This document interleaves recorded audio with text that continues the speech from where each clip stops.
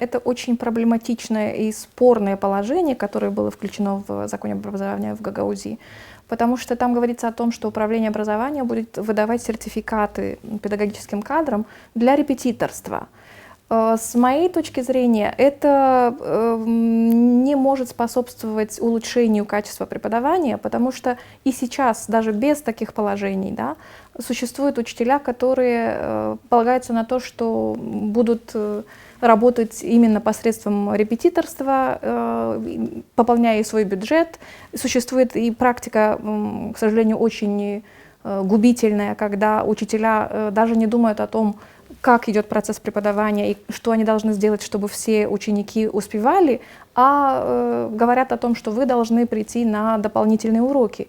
С моей точки зрения, лучше всего думать о том, как улучшить зарплату учителей, думать о том пакете, стандартном пакете образовательных услуг, который предусматривает кодекс, который Министерство образования должно в скором времени разработать, чтобы было понятно, что покрыто в образовании из государственных денег. И чтобы родителям было понятно, если нам нужны еще какие-то вещи, то на эти вещи мы, как родители, можем оплатить, кроме того, что государство может предоставить. И тогда это должно быть очень транспарентно. Мы же понимаем, что все затраты на образование намного больше, чем сам бюджет. Даже если сейчас школы имеют возможность сами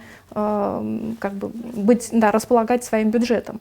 С моей точки зрения, это может только привести к тому, что, опять же, учителя будут заинтересованы получать эти лицензии или сертификаты для того, чтобы